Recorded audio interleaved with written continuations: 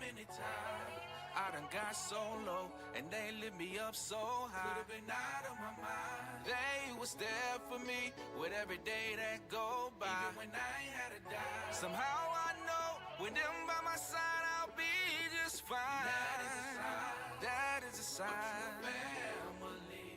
Yeah, yeah, yeah, yeah.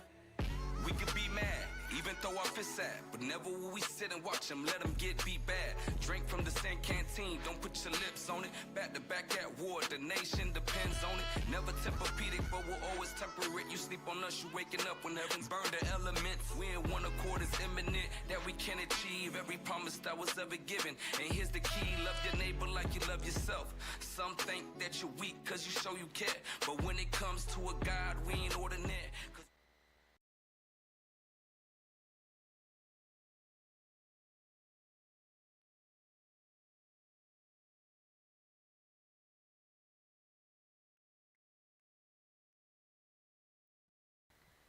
Welcome to Four Corners News, where the truth speaks. I'm Captain Severus. To my right. Captain Tobias. To my left. Officer Daniel. To his left. Officer Azaniah. And his left. Officer Pagiel. And his left. Officer Abadan. And we make a Four Corners News. Right on, right, Israel. Right. All praises to the Most High. Another day and a night here on Four Corners News. Thank you for coming in tonight with us. Tonight we got a topic for y'all. I hope y'all ready. Here we go. Here we go. It's called Medical Apartheid and the Black Genocide. That's right. All right, the Black Genocide. So you already know what time it is. We're going to go straight into it. Cap, you want to bring out Isaiah? Yeah. Let's get it. 11 now, bread and butter. 11 Isaiah and 12. 11 and 12. Get that? Isaiah chapter 11 and verse 12. And he shall set up an ensign for the nations, and shall assemble the outcasts of Israel, and gather together the dispersed of Judah from the four corners of the earth. That's why this show is called Four Corners News, because we got articles and news from all over the planet to bring the blacks, Hispanics, and Native Americans wherever you are dispersed back to God's commandments. All right? So, Cap? Hey, let's get straight into it, y'all. Pull up the eugenics tree. I remember Bishop just touched this. If you was tuned in Sabbath, he brought this up. Pull it up. I want y'all to zoom in, the eugenics tree, and then afterwards cue the definition for the eugenics tree too. I got it back. But blow it up. I want you to read those branches from the eugenics tree. Okay? Anatomy, biology, physiology, psychology, genetics, mental testing, come on, anthropometry, okay, history, geology, archaeology, anthropology, ethnology, geography, law, statistics, politics, economics, biography, genealogy, sociology, religion, education, psychiatry, surgery, medicine. Hey, whenever you get a chance, download this picture. Reason why, genetics, this is what Esau uses to wipe us out, basically. This is their whole weapon of war. This is their guidebook they used to justify them eliminating us. All right, the children of Israel. Okay, we're going to dive into it. Give me the definition. Genetics. Pull that up. Genetics. Just Google it. Come on. Come on. Definition of genetics: the study of heredity and the variation of inherited characteristics, the genetic properties or features of an organism, characteristic, etc. Okay, now after that, pull eugenics. Okay, we got genetics. Get eugenics now.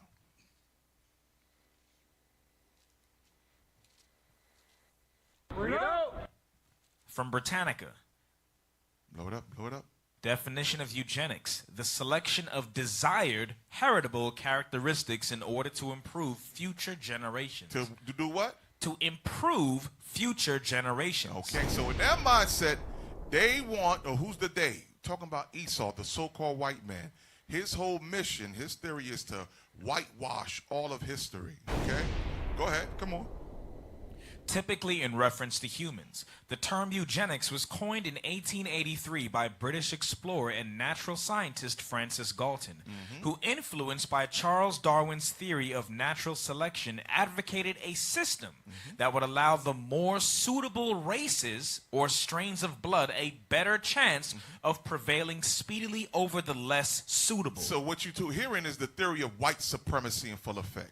So you Darwin believers, you believe in white supremacy. Right. And we're going to dive into a slew of famous people that also cleaved on to the eugenics or the white supremacy theory. All right? Matter of fact, cue her up right now. The she-demon right now. Let's go. Pull up. Blow it up. Come on, y'all. Margaret Sanger. Margaret Sanger was an American birth control activist. She was a what? Birth control activist. This is Eve's favorite person right here. Right now, our sisters that hate their bodies, that hate their children, this is your God right here. Go ahead. Come on. Sex educator, writer, and nurse. She opened the first birth control clinic in the United States, founded Planned Parenthood, and collaborated in the development of the first birth control pill. Sanger is regarded as a founder and leader of the birth control movement.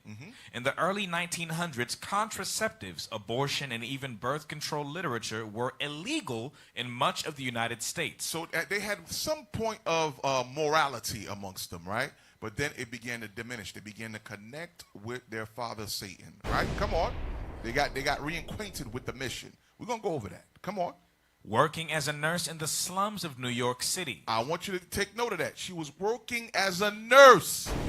These demons are in your hospitals, your clinics, okay? And with that same logic of what? Eliminating Israel. Go ahead. Sanger often treated mothers desperate to avoid conceiving additional children. Go ahead. Many of whom had resorted to back alley abortions. Go ahead. Sanger was first-wave feminist and believed that women should be able to decide if and when to have children. What you just read right there is pro-choice. Pro-choice. You're hearing the demon crack in the risings. Go ahead. Leading her to campaign for the legalization of contraceptives. She was an adherent of the eugenics movement. She was what? An adherent of the eugenics movement. Come on, one of the pioneers of the eugenics movement. She was a major tool for the eugenics movement. Go ahead. Hey, so you saying Satan ain't just working with the white man? No. He's working with the white woman too? Yes, she is the Shedomite. Shedomite? Damn. Go ahead. And believed that birth control would reduce the number of unfit people and improve the overall health. AKA black people. She's going to say it with her own mouth. All right? We're not going to put words in her mouth. Remember, we get the facts. Go ahead. And improve the overall health of the human race. And to do what? Improve the overall health of the human race. Who was deemed the humans at that time? Yeah. Right. Yes, so-called white man. Remember, we was considered, what, 3/5 of man, Correct. right? Right? So go ahead, come on. She was also influenced by Malthusian concerns about the detrimental effects of overpopulation. To promote birth control, Sanger gave speeches, wrote books, and published periodicals. I want y'all to remember that. It's going to be useful later on in the show. Okay? Okay, drop that. Give me the next one now. Give me the next one. Okay? The Margaret Sanger Paper Project. Newsletter number 3 in fall 1992. Presidential politics. She was part of what? Presidential politics. She was part of politics. But wait a minute. She was a nurse. What the hell she got to do with politics? What she got to do with politics? Right. Okay? You're going to find out. Go ahead. Margaret Sanger in the voting booth. Since pundits have declared 1992 the year of the woman, and Democratic presidential hopefuls have enthusiastically pursued the pro-choice vote. I'm telling you, feminist women look up to her. They love her. Right. Go ahead. Project staff thought it would be interesting to see how the pioneer of reproductive rights voted in presidential elections. Not surprisingly, Sanger generally derided party politics and admonished the majority of politicians in both major parties for their unwillingness to support birth control legislation. Remember, they had some type of form of morality, so she was slowly working her way. Okay, Democrats, you with it? Republicans, y'all with it? What y'all want to do? Which one of y'all want to support this movement? Go ahead. and federally funded birth control clinics. Come on. She cast her vote almost exclusively for socialist candidates. For Eugene V. Debs in 1920 when he ran his campaign from prison, and for Norman Thomas in every subsequent election with 2 exceptions. In 1928, when the Democratic candidate was Al Smith, Sanger rippled with anger over the emergence of a Catholic nominee and wrote in her journal, All right. Come on. What you're reading is she's in politics now. It's spewed over into not just the hospitals or the clinics anymore, or the alleyway abortion. It's not that anymore. Now it grew into what? It grew into something that she needs to push. Okay? Her father gave her the instructions. She said, listen, I need to go ahead and make sure it's done. So whoever politician here was giving her a chance, she was going to go ahead and be there. Hey, you know how this country is the damn devil, right? We thought Trump was the first president to be indicted, got felonies, in jail, all of this stuff. Right. Bring that back up. Bring it back up. She voted for a candidate that campaigned from damn prison. There you go. There you go. In the 1920s. Yes, yes. So the precedent has already been set of damn criminals, whatever he was in prison for, he can still put his name in running for president. So it ain't no new thing that white folk get to do, just run for anything, wherever they are, don't matter. No. Right? For us, it's a life sentence. Remember they said the basis of people. Yeah. There you go. Damn. There you go again. And Cap, going into your point, like she preached her little belief to Democrats and Republicans. Same thing. Because it was one and the same. Correct. And a lot of times people would think, oh, well, this was 1992, but we just had Bill Gates preaching the same gospel. Same rhetoric. About depopulation. Yep. You know what I'm saying? Listen, shut it down. Hold, we'll get there to that demon. Don't worry. Don't worry. Hey, go to the video. Go to the video. Go ahead. We're going to dive into Margaret Sanger's mindset now, okay? Remember, she worked her way up. Now, she was no longer dealing with just the clinics and hospitals anymore. Now she's in the politic realm, right? Dealing with working with the Democrats and the Republican, trying to push her agenda. Go ahead. Margaret Slee, president of America's Planned Parenthood Federation, maintains that European women should stop having babies for the next 10 years. But Mrs. Slee, in this country, having babies is the only thing left which is both unrationed and untaxed. Do you think we really ought to stop? Well, I suppose a subject like that is really so personal that it's entirely up to the parents to decide.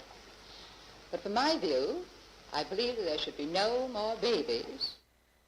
You hear what that The demon term said? eugenics is basically a set of beliefs and practices that aim to improve the genetic quality of a human population. Historically, by excluding people and groups judged to be inferior and promoting those judged to be superior. There have been various applications of eugenics, perhaps the most famous being the Germans before and during World War II, which was condemned by the Nuremberg war crimes trials. But the Germans did not invent eugenics. In fact, they were inspired by the founder of the taxpayer-funded Planned Parenthood. The truth behind the genesis of that organization and its founder are much darker than most Americans realize. Who was the real Margaret Sanger? Why was she heralded by the Third Reich as the greatest socialist in America? Stop! So who she was praised by? The alt-right. Okay? They praised her for taking that knowledge of wiping people out, right, and bringing it to the U.S. The hell is this? Go ahead. Why do modern Democrats who claim to support the African American population justify presenting her as a cultural icon? Hello, I'm Colin Heaton, a veteran of the United States Army and Marine Corps, former history professor, book author, and welcome to this episode of Forgotten History.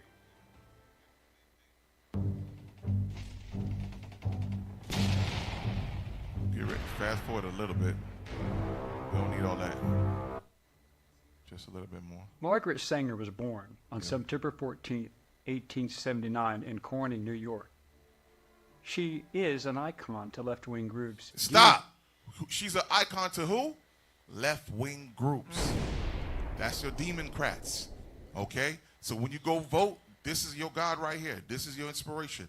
feminists, this is right. They have her picture hung in their houses. Boy, no way. Her right here. Go ahead. Her founding of Planned Parenthood in October 1916 with her sister Ethel Byrne and Fanny Amendel, which was the first birth control clinic in Brownsville, Brooklyn, New York. Brooklyn, New York. Hey, you know what? Something crazy. In the 1920s, you know who started the KKK? Democrats. Democrats started the KKK, which supported her killing black babies. Yes. Now, fast forward, the same Democratic Party is still killing black babies. From the 1920s, back in that time, it was forced and eugenics, right? Now they've made a choice to follow it. Before, when in her time, it was forced. They tricked you. They took you into places. They cut you up. They did all this stuff to the women. And, they said, oh, this baby not smart enough, kill him. This baby too this, kill him, kill him, kill him, right? And that was with the Democratic Party in the 1920s with the KKK.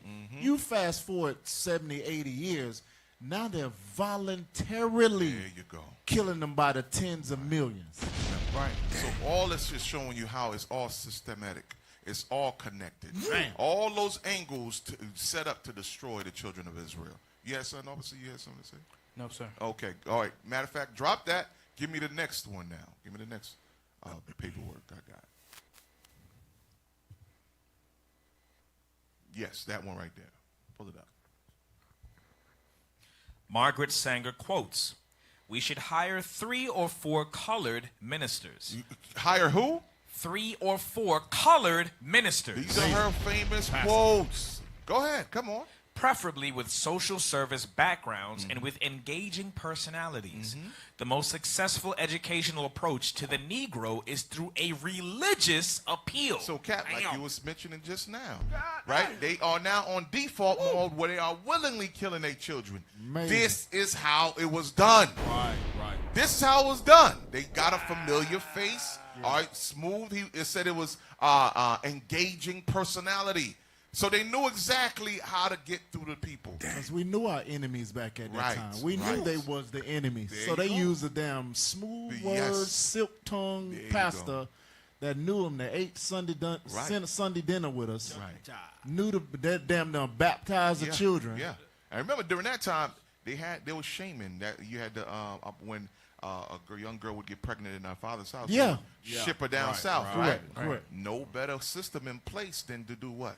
How about you just completely eliminate them? Amazing. And Cap, so they had it set up. And it even goes back to how Margaret Sanger's work still continues today. Now, instead of social service works, they are your nurses.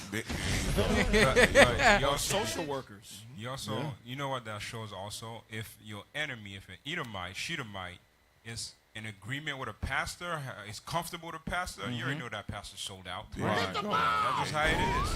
That's exactly what you see. Hey, Cap, can I get a script? Go ahead. Hey, go to the book of Psalms, chapter 64, if you wasn't going there. No, go ahead. Read verse 5. Psalms chapter 64 and verse 5. They encourage themselves in an evil matter. They commune of laying snares privily. Snares privily is that eugenics tree that we read earlier. That's the snares privily when it comes to religion, politics, health. Every single system that they have set up here in Babylon is against you blacks, Hispanics, and Native Americans. Go ahead. They say, who shall see them? Who's going to figure this out? Go ahead. They search out iniquities. They accomplish a diligent search. Come on. Both the inward thought of every one of them is what? And the heart is deep. That's the eugenics tree biblically. God knew that they was going to set up a system when it to destroy you blacks, Hispanics, and Native Americans, who are the Israelites, in a way where you wouldn't even know that you destroyed. Right. How many damn points to that eugenics tree? He read like 20 of them. Right. So it ain't one just one facet, 2, 3, 4 facets. It was every single religion, and everything they can think of to destroy us. It's deep. Right. It's 20 points. And even with the word eugenics, it's a powerful meaning behind that. It just means good genes. It's good genes for their nation, not for us. The eugenic tree is how they keep their nation going. But in the meantime, when they're building up their nation, they got to destroy us. Hey, even kept the 20 points you list that they list. If you notice, when you examine it, they are so intertwined with each other that for you to even look at it, if you will be, it's hard for you to dismantle it to see where's the root cause of how it's intertwined and you get all caught up in it. Right. You can't escape it. Right. That's how you know the Lord is in this movement, man, because like you just said, they've thought about every single way to destroy us and our families, intertwining, making sure there's no cracks in the eugenics. Right.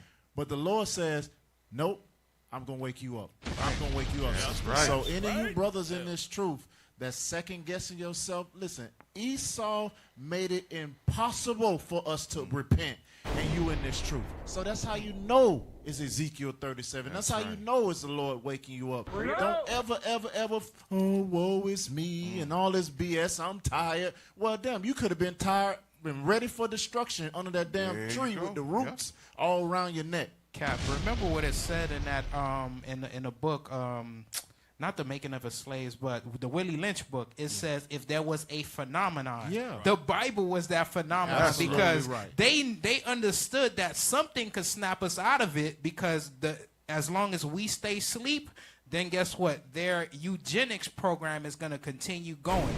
But the Bible has to enter into our spirit for us to wake up and for us to finally see who the enemy is. That's right. Real quick, get Psalms 94 and 17. Bring it out. All right, because Cap said something heavy there. If it wasn't with all these weapons of destruction to destroy and wipe us out, if it haven't been for the Lord, read that. Psalms chapter 94 and verse 17. Unless the Lord had been my help, come on, my soul had almost dwelt in silence. You see that? If it wasn't for the Lord to say, listen, no, Israel is my chosen people, no weapon formed against them will prosper. That's what you're seeing now. Read on. Right. When I said my foot slippeth, thy mercy, O Lord, held me up. He held us up as a nation. He saw us through this dark time. Though those plots are still in existence, he's still fighting for us. Right? Now, go back to the article real quick. Go back to the article. Finish up if you can. The most successful educational approach to the Negro is through a religious appeal. We don't want the word to go out that we want to exterminate the Negro population. You see what you just read that earlier, right? We don't want the word to go out, so they got to do it some conniving way. They got to use black capacitors. It says for colored ministers. Go ahead.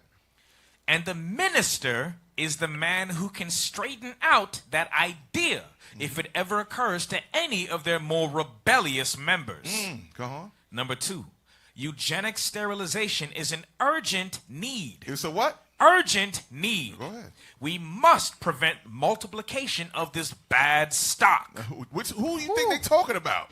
They talking about us. Come on. They tired of the black and brown population. Right? Now, where did they get that from? Is that something that's made up? No. Nah. Let's get that in Exodus now. Where did they get this idea at? Come on, Exodus chapter 1. Jump down to verse, let's do 8. No, 7. Start at verse 7. Exodus chapter 1 and verse 7. Let's go. And the children of Israel were fruitful and increased abundantly and multiplied and waxed exceeding mighty, and the land was filled with them. Come on. Now there arose up a new king over Egypt, which knew not Joseph.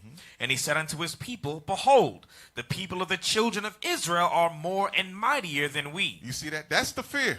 They see us. Listen, we're not bothering nobody. Just our numbers alone bring terror to the nation. Right. Come on. Come on. Let us deal wisely with them. Let us deal wisely with them. That's the eugenics tree.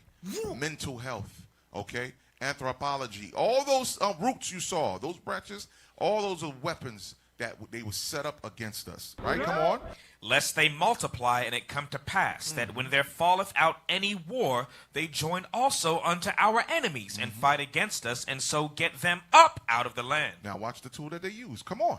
Therefore they did set over them taskmasters. Come on. To afflict them with their burdens. And they built for Pharaoh treasure cities, Pithom and Ramses. But the more they afflicted them, the more they multiplied and grew. Stop. It said the more they afflicted Israel, what? The more they grew, right? 400 years of slavery. The more we grew, right? The stronger we got, right? The more things we built and created, right? Come on. And they were grieved because of the children of Israel. They were mad. They were like, wait a minute. We put burdens. We inflicted them, right? We set taskmasters. Right. Guess what? They grew harder. They grew stronger. Come on. And the Egyptians made the children of Israel to serve with rigor. To what? Serve with rigor. To do what? Serve with rigor. Come on, jump down now. No, keep reading. Keep reading. And they made their lives bitter with hard bondage. With what? Hard bondage. Come on. In mortar and in brick, and in all manner of service in the field. All their service wherein they made them serve was with rigor. Come on. And the king of Egypt spake to the Hebrew midwives. Here we go. This is the second weapon now. Come on. Of which the name of the one was Shiphrah, and the name of the other Puah. And he said, when ye do the office of a midwife to the Hebrew women, and see them upon the stools, if it be a son, then ye shall kill him. You shall do what? Kill him. That's hold on. That's your abortions today. Right. That's your Planned Parenthood today. All right. These are just one of the weapons we diving into. Because you know the son represents what? The leader. There you go. There you go.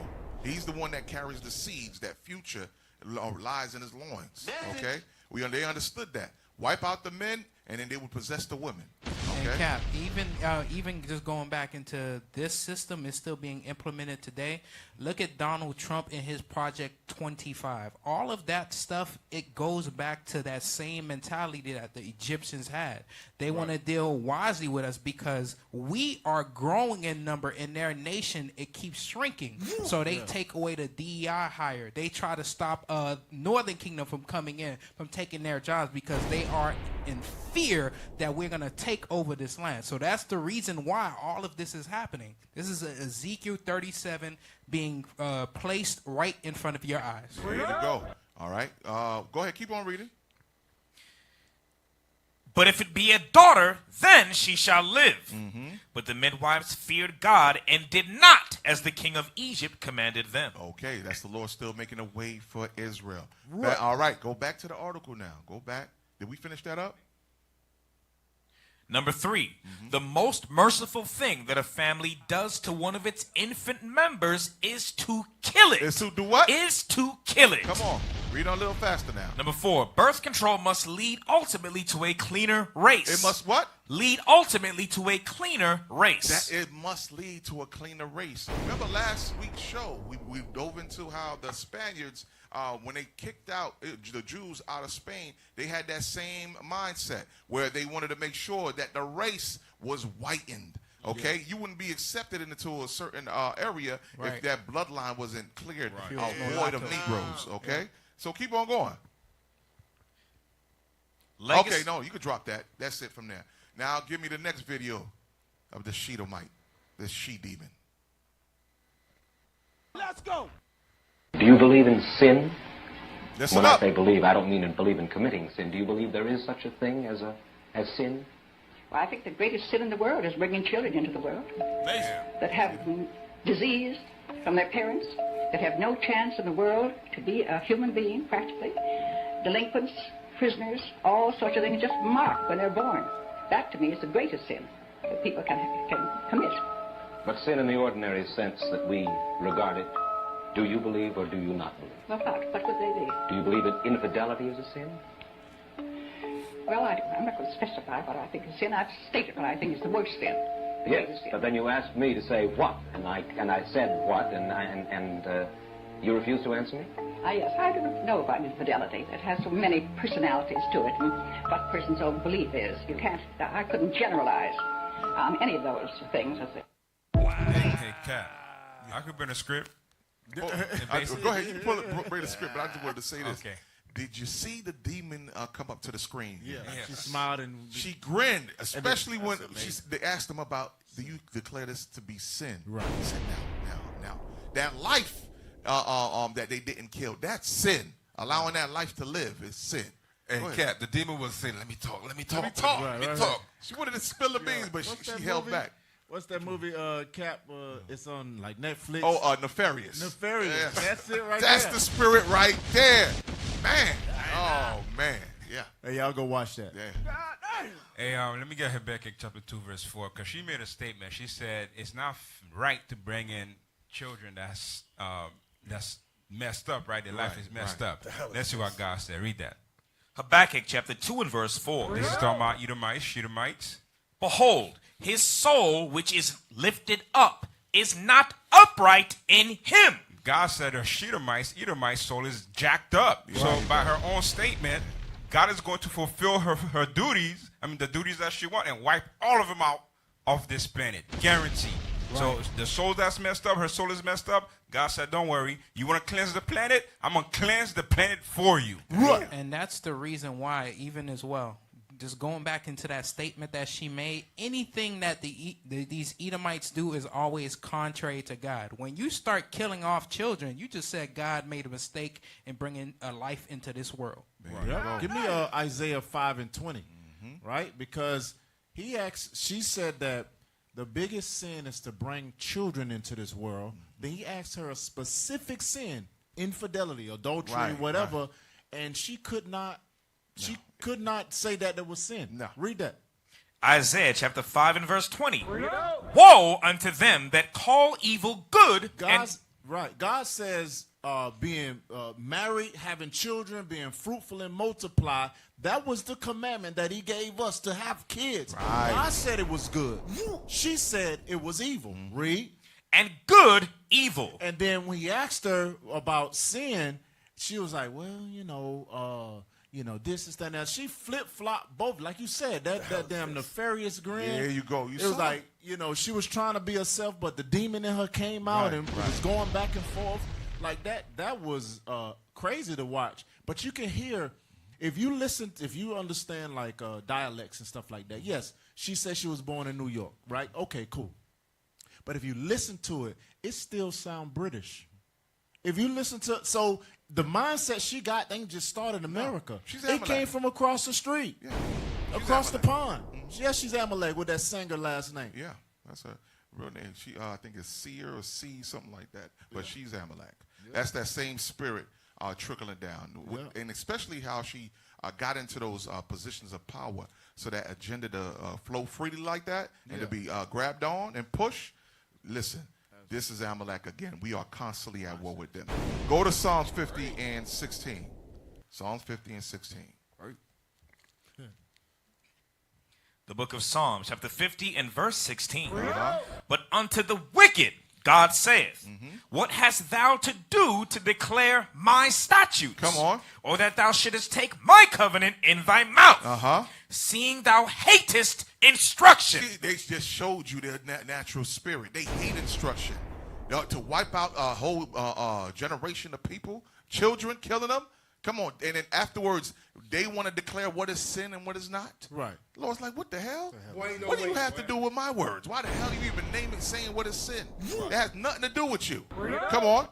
And castest my words behind thee. You see that? They show it by their actions. They show it by the laws that they create. Come on. When thou sawest a thief, then thou consentest with him. So they consent with thieves. That's why she couldn't properly answer the question about the adultery. Right? She didn't see it as sin. She said, nah, what I deem as sin is that life being allowed on this earth. Okay? So from there. Drop that. Finish that, Cap. Go ahead. Finish up. Finish that. And hast been partaker with adulterers.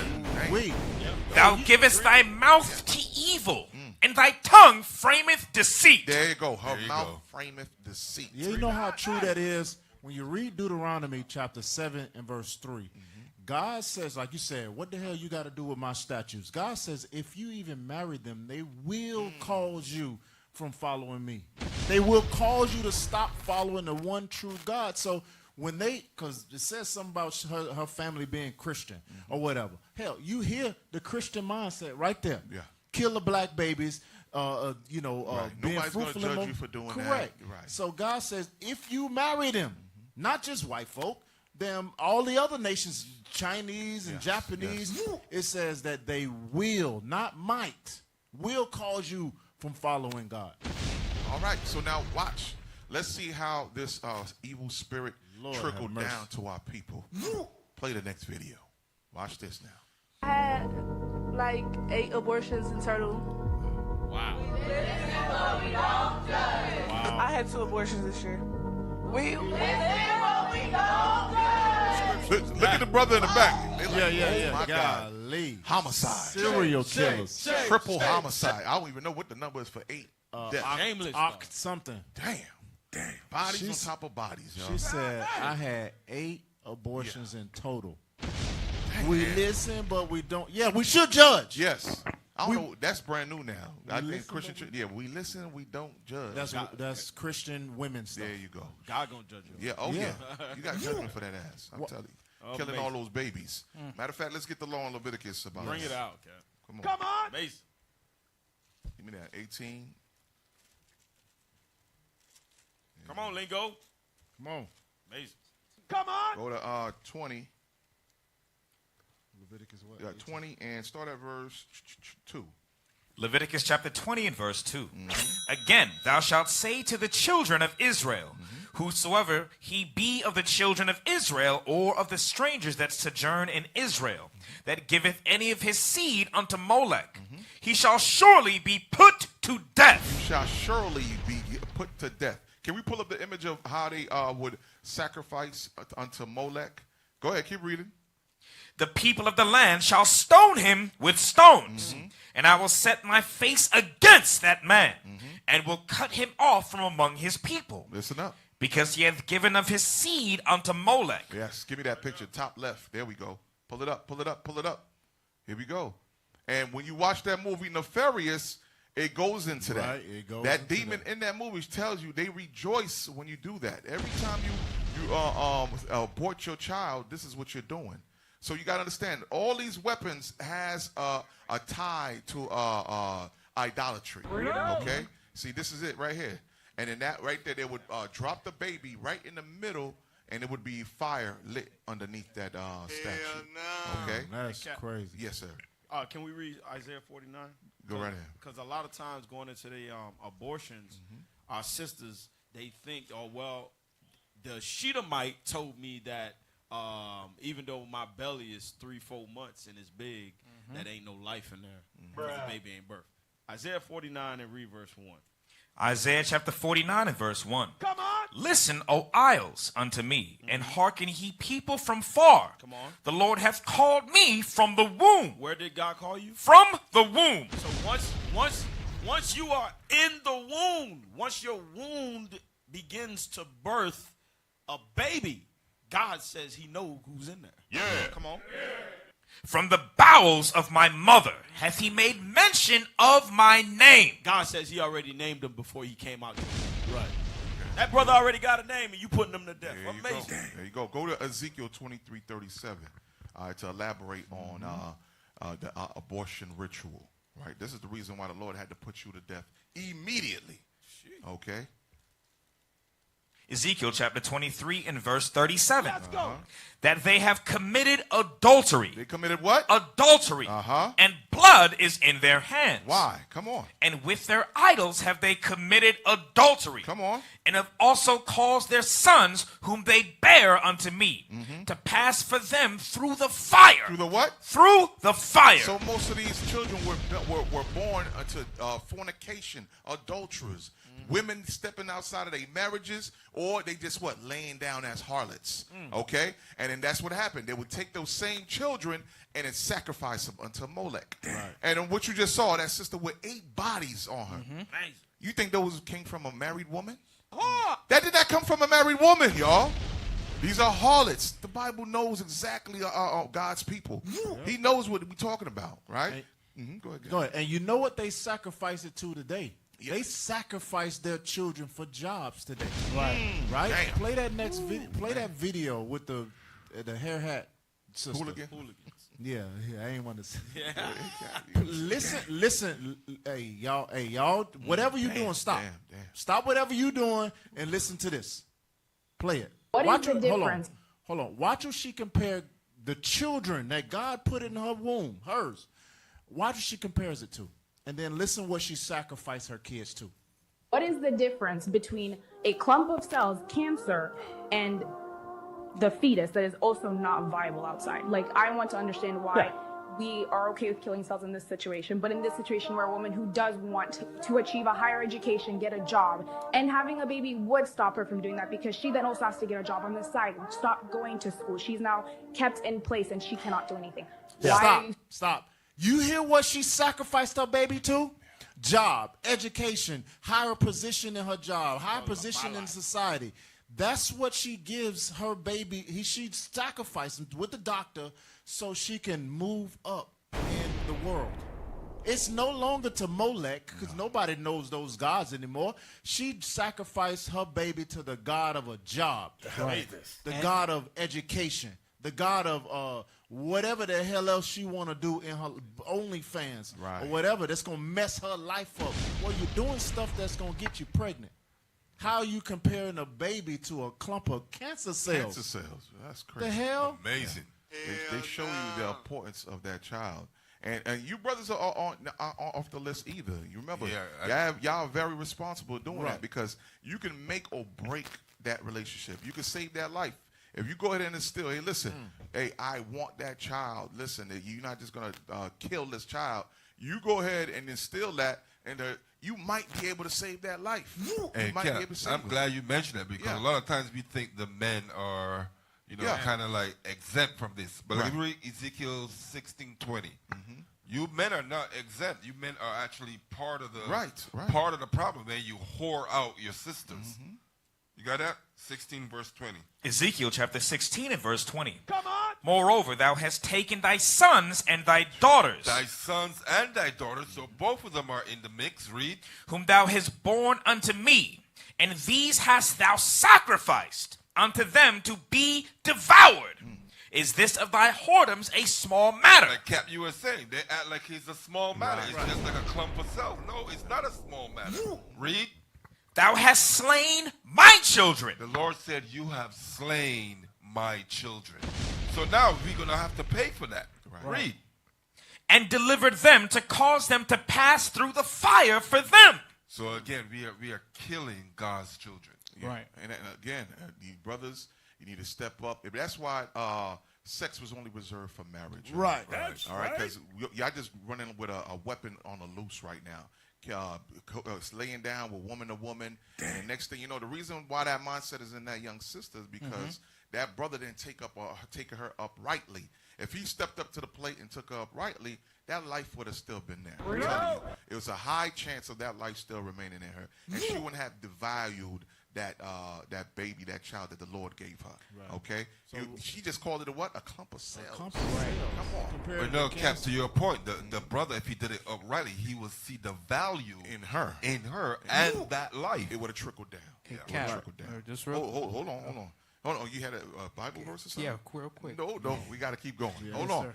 Give me the next video. We press for time, y'all. Hold on. In the mid-20th century, Puerto Rico became the site of one of the most extensive and controversial sterilization programs in the world, largely sponsored by the U.S. government. From the 1930s through the 1970s, this program encouraged the sterilization of Puerto Rican women as a means of controlling population growth under the guise of improving economic conditions on the island. It is estimated that approximately 1/3 of Puerto Rican women of childbearing age had been sterilized by the late 1960s. Stop. So now we into sterilization. We just went from abortion to sterilization now, okay? This is all apartheid, medical apartheid in full effect. This is the weapon. This is what they use to wipe us out. This is the black and brown lives being eliminated. Go ahead. Many without fully understanding the permanent nature of the procedure. The program was often presented as voluntary, but in reality it was heavily influenced by social and economic pressures, including misleading information and coercion. This dark chapter in history... Stop. So they used another way of convincing these sisters, coercion, right? Remember, with the black, they said, listen, we're using these colored ministers that had great personalities to convince them, right? But now they use another form. Go ahead. It highlights the intersection of colonialism, racism, and gender oppression, as Puerto Rican women's reproductive rights were systematically violated in the name of public health and economic development.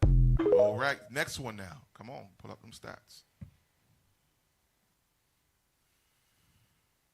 Let's go! As we've reported recently, life expectancy in the United States is now at its lowest level in nearly 2 decades.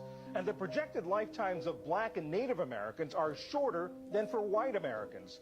New research offers an insight on a potential factor driving this disparity. It finds that Black people live longer in areas with more Black primary care doctors. That's why even, ladies and gentlemen, even in modern medicine, we're recognizing that the African body does not react in the same way to medicines and other things as does the European body. I hope you understood what he just said there. There's certain times where the biology of Edomite, they try to compare it and say it's the same as us. They're not like us. Most of the medicine that they use for European, right, the Caucasian race, it's not beneficial to us. It's certain diets you see they keep pushing, right? You hear about the carnivorous diet, these things, and you got Black folks jumping on the same wagon. No! It's not beneficial. Our bodies don't function the same as theirs. That's okay? Right. So that's what the doctor is trying to show you. And there's books. I wanted to pull out another video. I'm trying to find it where they hide this particular medical book and show you the biology, makeup, and difference of Europeans versus us, the Negroes. Right? Go ahead. Keep playing.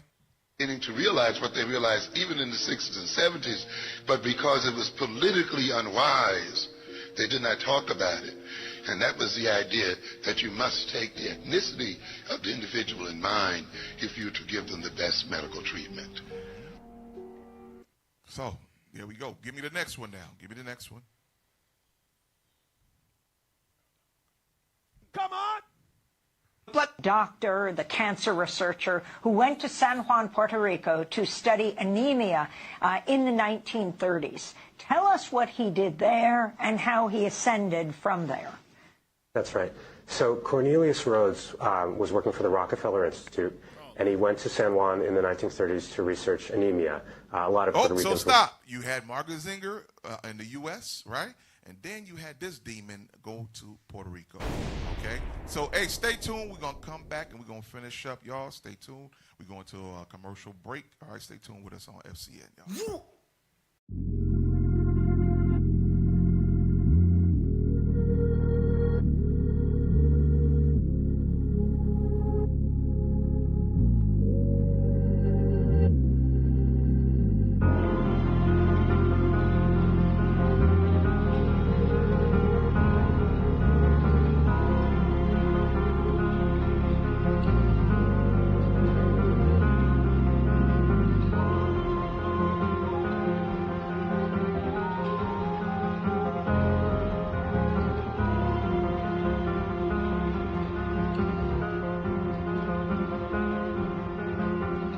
Victory over death, victory over sin. Victory is overcoming my temptation no matter what state I'm in. Victory means to lead this world, we never follow trends. Victory means I never die, infallible truth ain't never lie. Victory over death, victory over sin. Victory is overcoming my temptation no matter what state I'm in. Victory means to lead this world, we never follow trends. Victory means I'll never die. Infallible truth ain't never lie. I had to let go of my idols. I had to let go of the titles. I had to forgive all my rivals. Had to reread my Bible. He opened my eyes. He opened my eyes. I couldn't believe it. He opened my eyes, and that was the drive. Made me a believer. So I had to follow truth. Steph Curry with the wrist work. I had to follow through. I know my life bothered you. Wake up, open the blinds. Wake up, open your eyes. I can't give up now. I gotta claim my prize. They want a medal, a trophy, I'm over it. Looking for heads on the platter for those that scatter, those that shatter. Hopeless, thinking life don't matter. Open the Bible and look in the mirror. I thought I saw a God. Could've sworn I beat him with a ride. Overtime on the job, working shifts till it's closing time. Go on the road for mine, crossing the globe for mine. Souls are fine, go with time. Teach us how to win. Get the victory over sin. What's more than a mortal? Paradise through the portal. See my tribe on the gate. Many matches call it real estate. Victory over death. Victory over sin. Victory is overcoming my temptation no matter what state I'm in. Victory means to lead this world. We never follow trends. Victory means I'll never die. Infallible truth ain't never lie. Welcome back to Four Corners News. I'm Officer Abadan. I'm Soldier Mordecai, and this is your health and good estate.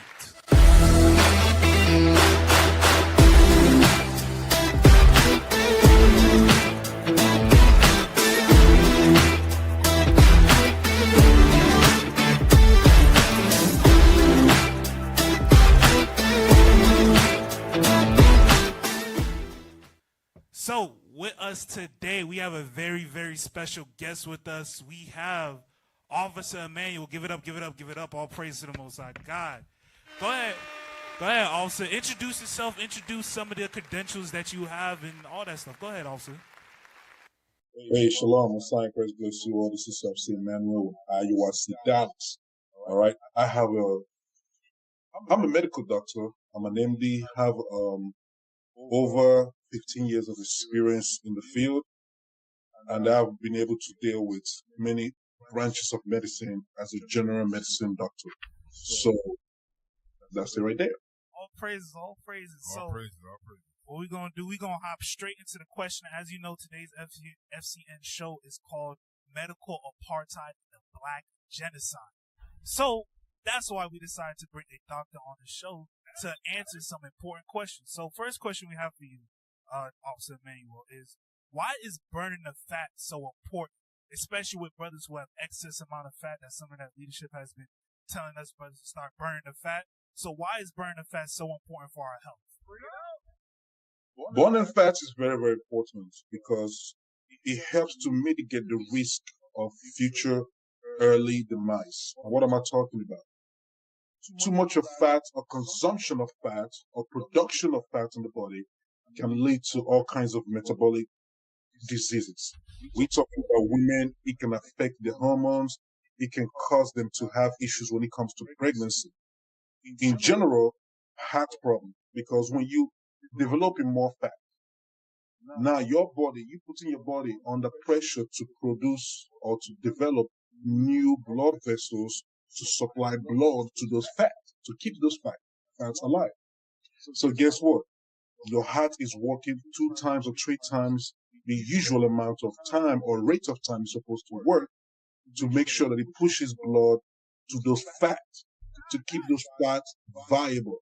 That's why people who are alcoholic, you see that they have big belly. That's from fatty production. All right, that's what it is. Yep. Yeah, I want to add, what would you say is the biggest contributor to our people being obese? Because that's a very problematic thing in the Black and Hispanic community. So what's the biggest contributor to that, you would say? Stress. Stress from jobs, because when you have a high level of stress, you tend to develop lots of fat. That's what people don't know. Working at night, working overnight, you tend to develop lots of fat. The only thing that can help you in this situation is if you have high metabolism, naturally, genetically.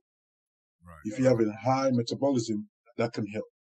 Now, apart from bad food and overeating, it can also be because of trauma from the past. Because guess what people always do to pacify the trauma that they've gone through? As a race of people, Black, Hispanic, and Native American, guess what they do? Eat. Yeah, so they label it comfort food. Yeah, comfort food. Right. They eat a lot to cope. So sometimes being overweight or eating a lot comes from mental situation. As you know, many of our people are going to have to, at some point, go to the hospital, go to the doctors, and we know that this system is not made for us. So what are how do we properly choose a primary care provider? What are some tips and tricks that you have for us to properly choose someone that's going to look out for our best interests and take care of our health? Highly experienced. Now, if you're talking about you want to see a doctor for a diabetes problem, thyroid problem, blood pressure problem, yeah, just choose a doctor of any choice based off of your insurance. Now, if you go in and meet the doctor and you don't get full explanation of what's going on, especially when they run a test, because some doctors do not like explaining to the patient what the test is all about or what the test is saying, the test results is saying. You don't want to deal with that type of doctor. Some doctors want to tell you it's good or it's not. You good or you are not good. Rather than go through your test with you and explain to you why your sodium is high, ask you questions, why your potassium is high, calcium is high, why is your liver enzymes very high, what are you doing that's causing this, and give you solutions step by step on how to bring all this stuff to a normal range. So many doctors do not do that. So they want to get rid of you quick and get in the next patient because of money. So I highly advise against such type of doctors who don't go into detail to explain to you your lab results. Now, I want to add to that conversation because for a little time of being on the earth, I've encountered people that they're not, like doctors are not available to them, primary care physicians, whether it's due to economic situation or the social situation they're in. That world is not open to them, and they might find it very difficult to access those resources. But yeah, we definitely have to change the mindset where we understand that physicians are not just something we should shun, but the Lord said that they were created for what? For the uses which he may have of him. So their uses, they're created because there's something that they are useful for the nation. And we need more physicians in the nation to help navigate, that complex world that can be, overwhelming for most of us. Right. So speaking of which, we're gonna change gears just a little bit. One thing that's always been all throughout history that has been a problem in the Black and Hispanic community is birthing rates. A lot of times when we have our sisters, they get pregnant, they go into the hospitals, they go into the nursing units, the baby will come out fine, the nurse will take it into the back room, come back out, and then the baby's dead, right? So my question to you is, what are some patient rights that our people have in the labor department, in the NICU, that our people don't know that they have? So whether it be asking questions, what type of rights do they have, doctor? What you can also do, some of the machine that they use, you can ask them to bring it into the room, especially if you have a big enough room to contain those machines, because it can be portable, especially when they use the UV light, when they put the baby under the UV light. The UV light, some of them are portable. They can bring it in there, in the same room where you are. And it's very important also to have a doctor on the call. Like, let's say, for example, us on the body, if you're dealing with a situation and you feel like things are going left, we have a team of doctors in the body. You can get one on the phone, you can get me on the phone, and then we can make sure that things are taken care of appropriately when it comes to your child, because we don't want your child to be dealt wrongly or be in harm's way, especially with vaccine or stuff like that. And when it comes to vaccine, you have the right to not let your child be vaccinated. Whether they admit it or not, sometimes we are being used for experimental purpose that will benefit the white society, just to be honest. So you don't want to allow your child to be a mouse, like they call it, or what they call the other hamster. Yeah, be a hamster for experiment. You don't want that. So you have a right, if you're in an IQ, you have a right to know everything's going on, and that's also where the man operates to the Most High for this truth. That's where the man has to exert the authority, because what they mostly like to do is talk to only the woman. They'll act like the man is not there. They see the man right there, but when they come in, they want to talk to the woman only. I've experienced that with my own kids, officer. Like, I'm right there in the room with my wife. My wife literally have to tell the doctor, "Listen, speak to my husband." They act like you don't even present. Yeah, you don't exist in the situation. That's what they act like. Yeah. Right. There are still other ways that you can be able to boost up your child's immune system based off of breastfeeding. That's number one. Right. Breastfeeding is very, very, very, very important. Which they do discourage sometimes. You can't put them on Similac all the time. Yes, they do all that. Yes, you're absolutely right. You're absolutely right. Breast milk contains high level of an immune. It's called an immunoglobulin. Immunoglobulin. That's an immune system protein called immunoglobulin A. It's high in the woman's breast milk. All right. It helps to protect the lungs, and it helps to protect the gut of the baby. So that's why it's highly encouraged to breastfeed your children. All right. So also that leads into that scripture where it says medicines are from the earth. He that is wise would not abhor them or hate them. So that's a good point. A lot of times as our people, we have actually forgotten that herbs and, those things that are natural, like fruits, vegetables, we tend to switch over to the processed food because it's some type of convenience. And we've lost the knowledge that the natural stuff is what our bodies need. Right. And even while you're breastfeeding, it's also about what you put in your body as well. Even while that stuff, what you put in your body is going to go into your breast, and it can go into your baby as well. So that's been our time here. Thank you so much, Officer Emmanuel. Give it up one more time for Officer Emmanuel. IOIC Dallas, all praise in the building. You have any final words, anything you like to shout out, anything you like to plug in? Go ahead, Officer Emmanuel. Hey, all praise be to the Most High God and Christ. Thank you all for giving me the opportunity to do this. Israel, take good care of your health. Take good care of your health, all right? I want to give a shout out, first of all, to our leaders, the bishops. Right. Bishop Nathaniel, Bishop Yawsa, Bishop Kunai, the deacons, the captains. And also want to give out a shout out, especially to IUIC Dallas. And give a shout out also to IUIC Miami. And thank you all for this opportunity. And Israel, I'm going to say this before I leave.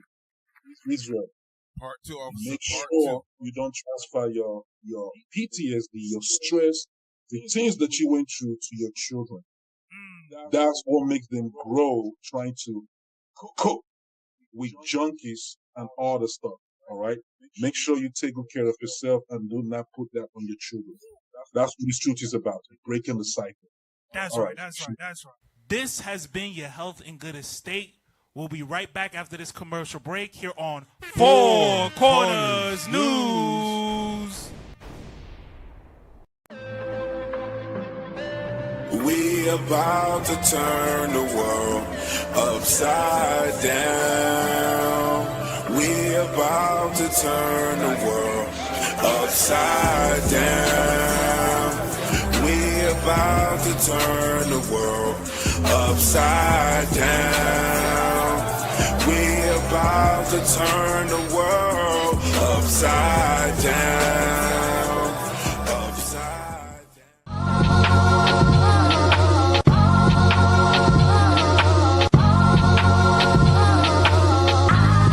Whoa. We chose humility for those that power trip. Pressure weigh a ton and we was taught to power lift. Sin set before me, those things I acknowledge it. Head in the book like I'm the first college kid. Thought I needed space, but I was really seeking closure. Sin get you hung, but it's the Lord on the posters. Mercy is sufficient, really need forgiveness. It's the kingdom when he touched down, you know we 4 inches. Repenting from that foolishness, our hope is in the scriptures. Busy acting black, I mind my time with you niggas. Praying for forgiveness, salvation, keep my garment clean. Never bitter, removing hatred is the hardest thing. To be a pillar in the kingdom, what he calling for. 1 Kings 9:4, now that's the art of war. Restore brother, consider self if you falling short. Strong blessing to the Jews, that's a one accord. On the edge, double-minded, sword cut asunder where the mind is. Good conscience toward the highest. Verses for the writers, the movie played out. We hear from the beginning, we were starring in the pilot. In bed with your sins, no comfort from the comforter. It's about to be the coldest time, you better bundle up. Best believe we up next when they run us up. They want the keys to success to get their numbers up. Keep the law, little buddy, if you know what's best. They want the fame, but it's a shame cause it don't come with rest. Forgive me, Lord, increase my faith in his lowest state. We need that zeal like Nehemiah when he closed the gate. Ta, ta.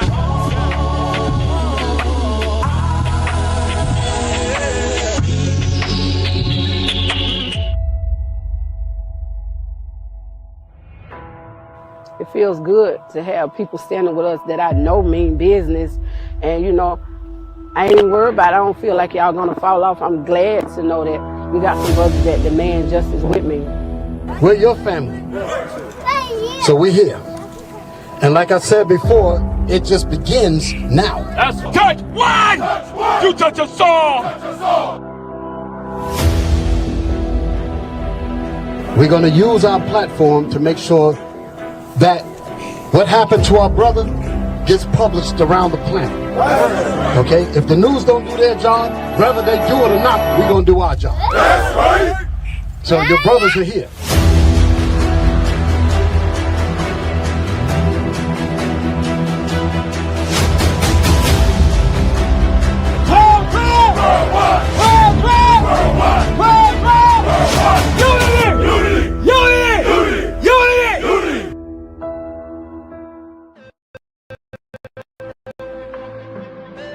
We turn the world upside down. We about to turn the world upside down. We about to turn the world upside down. We about to turn the world upside down. Upside down. Welcome back to Four Corners News. All right, y'all. With That's Truth right. Speaks. That's right. All right, y'all. Listen, we're going to get right back where we left off at. Cue that video once again. Come on. Doctor, the cancer researcher who went to San Juan, Puerto Rico to study anemia in the 1930s. Tell us what he did there and how he ascended from there. That's right. So Cornelius Rhodes was working for the Rockefeller Institute, and he went to San Juan in the 1930s to research anemia. A lot of Puerto Ricans were suffering from anemia as a result of hookworm. And he took his, he'd been trained in Harvard, but suddenly when he got to San Juan, he became a different kind of doctor. He took his location, being in Puerto Rico, as sort of licensed to do whatever he wanted, however he wanted it. So this is what we have accounts of. First of all, he refused to treat some of his patients just to see what would happen. He tried to induce disease in others, again, to see what would happen by restricting their diets. He referred to his patients, to his colleagues, as experimental animals. And then he wrote a letter. He sat down and he wrote a letter in which he said to a colleague in Boston, he said, Puerto Rico is beautiful. The weather is incredible. I love the islands. However, the problem is with the Puerto Ricans. Listen up. They're awful, they steal, they're filthy, and the thing to do really is to totally exterminate the population. Stop! Damn. Does that sound familiar, y'all? Yep. Does that sound familiar? We just remember we read it earlier in the show in Exodus. Okay, let us what? Deal wisely with them. They saw them growing more and mightily than them, right? And immediately Satan whispered, "Destroy them all." Right. Hey, you Destroy remember? them all. Yeah. Hey, you remember? I forget what it's called. Christopher Columbus movie, right? The Christopher Columbus 1492. Yeah, they knew that the Israelites came over to this side of the world and settled. They knew it. They called them the Jews. They called them the Jews, right? They knew we was over here. They knew the northern kingdom was over here. The southern kingdom was still on that side of the world, and in Africa and other places. So they knew where we was, right? This, what you just showed and what you just mentioned, reminds me of Wisdom of Solomon 2 and verse 17. Let's read that real quick, right? Because the white man know who we are. Right. We just don't know who we are, right? But they know who we are, right? Read. The book of Wisdom of Solomon, chapter 2 and verse 17. Let us see if his words be true, and let us prove what shall happen in the end of him. What words? We are the Israelites. We are the sons of God. We are the daughters of God. Let's see if what they say, if they really believe it. Read. For if the just man be the son of God, he will...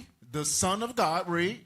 He will help him and deliver him from the hand of his enemies. Let us, like he said, the dude went over there and just did anything with the Israelites and say, okay, let's see if God help them.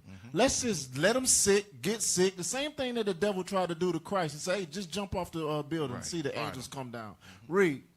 Let us examine him with despitefulness and torture. With hatred and torture. Let us see if he really believes he's the sons and daughters of God. Let's examine that matter with hatefulness, despitefulness, and torture them. Read. That we may know his meekness and prove his patience. Verse 20. Let us condemn him with a shameful death. For by his own saying, he shall be respected. So that's all. That's the chronological order. Let's go find them. Let's see if they can believe who they say they are. Let's examine them with torture, and then ultimately let's kill them to see if they really gonna believe in this Bible and really say they the sons of God. Read verse 21. Yeah, read. Verse 21.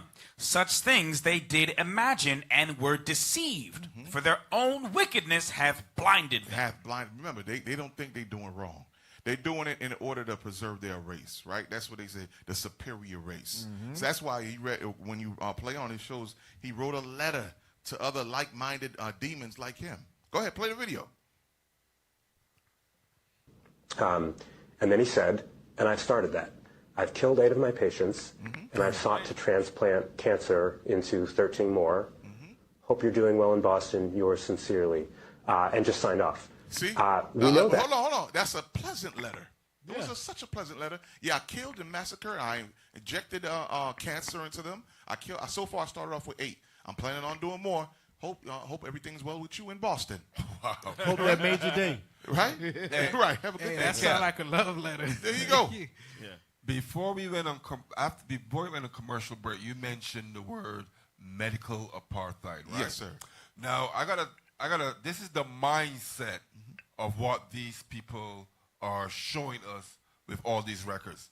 It said the apartheid mindset in healthcare is driven by racial discrimination, economic interests, and systematic policies designed to favor one group over another. It's broken down into these points. Racial segregation in medical facilities. There you go. See that? There you go. Point 2, limited access to health care for marginalized groups. 3, underfunding and neglect of public health for non-white communities. That's Obamacare. All right? 4, racial bias in medical treatment. There you go. This is an apartheid mindset. Right. 5, economic barriers in healthcare, mean that they reduce those funding, for healthcare services. Right. 6, forced experimentation and medical exploitation. Damn. 7, higher disease burdens due to poor living conditions. And then it says, even after apartheid ends legally, its effects on healthcare can persist for generations. You see that? And that's why we still see it today. There we go. Poorest healthcare. Okay. Right. The only thing that's high in our healthcare community is the bills we get. Yeah. That's it. All right. And a lot of that is those experiments, like you said. That's right. Because they want you. Remember, they still pushing their medicine and who they tried on. They tired of using monkeys. They tired of the rats. Right. They want whole bodies, and that's what you're seeing here. He says it more in the video. Go ahead and play it. Go ahead and play it. I think there's some more on there. Because he then left the letter out. It was discovered. It was discovered by the Puerto Rican staff of the hospital where he was working. Now, stop. He said it was discovered, and the thing that angers me is why didn't they kill him? They should have dragged him up. I'm telling you, that couldn't happen in Haiti. They would have hung him up upside down. Anyway, keep going. Okay. A national scandal, understandably. Puerto Ricans had heard the scorn of mainlanders. They'd heard talk of the problem of Puerto Rican overpopulation and how mainlanders disapproved of it. But here they saw what they interpreted to be the racist homicidal intent from a doctor who'd actually killed 8 people. Cornelius Rhodes left. He just fled the island, hoping, presumably, that what happens in San Juan stays in San Juan. The government did an investigation. It uncovered another letter, which the governor deemed worse than the first. But the governor, who is appointed governor, he's a mainlander who's been appointed and not elected, suppressed that letter. We don't have it. No researcher has ever seen it or found it. And concluded, after having suppressed evidence, that Cornelius Rhodes probably didn't kill 8 of his patients. He was probably just joking or something like that. And Cornelius Rhodes never faced a hearing, Not only that, he didn't even get fired. So he returned to New York. He continued his job. He quickly became the vice president of the New York Academy of Medicine. And then during World War II, he became a colonel in the Army and became the chief medical officer in the chemical warfare. A chief medical officer. He killed 8 people in Puerto Rico. They let him go. They deemed that as legal experiments. Like we just read, that's that mindset. Right, meaning they sent him on that task. Yeah. Okay? They sent him on that task to do that. Okay? Keep going. Keep playing. Service. So that's not only a promotion. Just think about what that allows him to do, because the Chemical Warfare Service is preparing the United States to enter a gas war if it comes to that. So in order to do that, it tests out all kinds of poison gas, first on animals, goats are preferred, but ultimately on human subjects, on uniformed men who are, without a lot of informed consent, either having mustard agents applied to their skin to see how their skin blisters, are put in gas chambers with gas masks to see how long they can stay in there. They're locked in there until they falter. Or in a lot of cases, there's an island that the United States uses off of Panama, San Jose Island, and men are put in the field and they're asked to sort of stage mock battles. But while they do that, they're gassed from overhead, and then this is to see how they're affected. And interestingly, there you go. You could drop that. Give me Job chapter 13, verse 4 real quick. Bring it out. So you got to understand the mindset of this demon, okay? You think he wants to be, Mr. Rogers in the neighborhood, friendly white guy. No, he doesn't. He's a demon. The Lord created a demon, all right, to afflict us because what? We broke the Lord's commandments. Right. Read that for me. Job chapter 13 and verse 4. But ye are forgers of lies. They are what? Forgers of lies. Come on. Ye are all physicians of no value. Of no value. They can't do nothing for our community. That's why most black folks, they cringe at going to the hospital. Taking medicine. Taking medicine. They rather die on their beds than go seek medical help. Okay? Because they understand this whole system was created to destroy, afflict us. Right? Mm-hmm. You had something? Go ahead. No.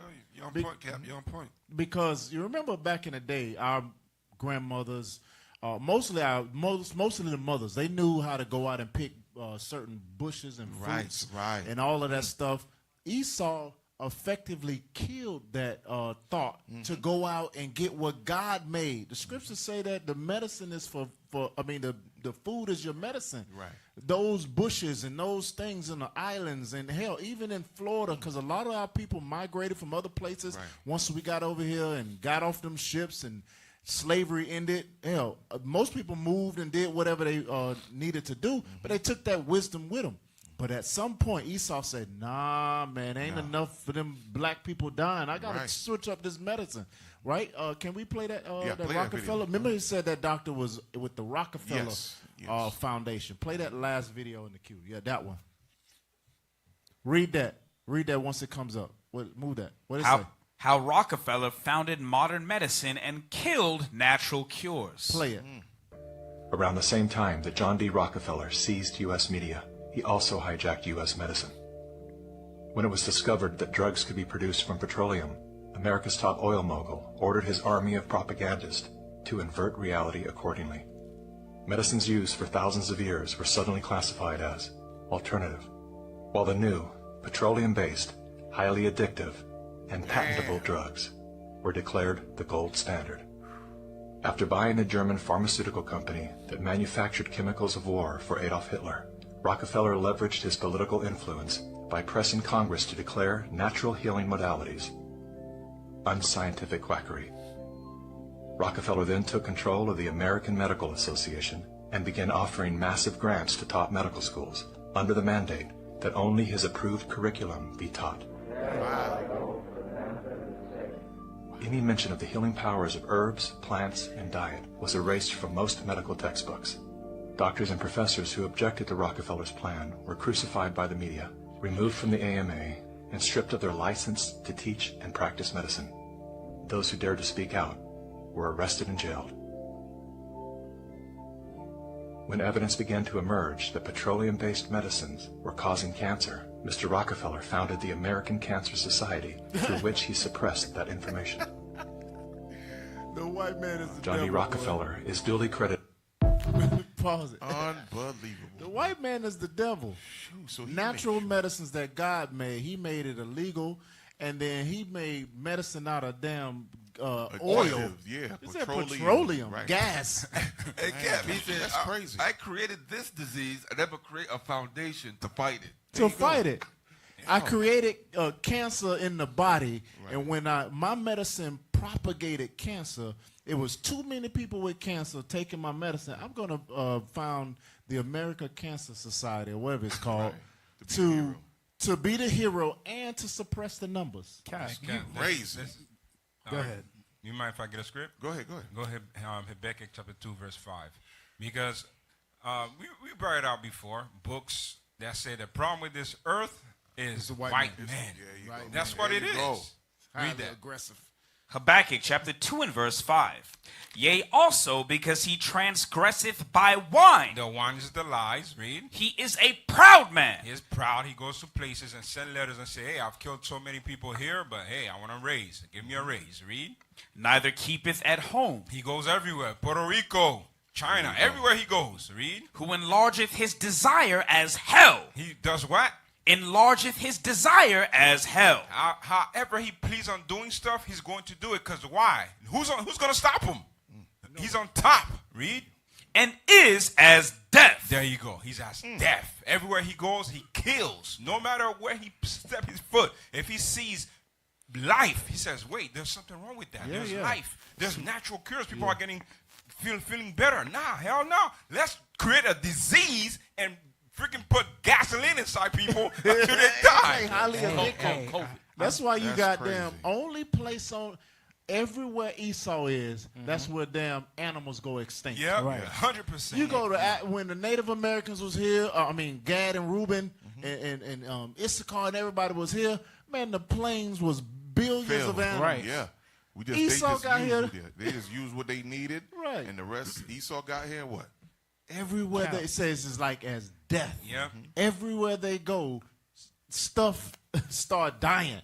Cap, that's why the trees in Isaiah 14 said, there man, God go. damn, the I'm glad he gone.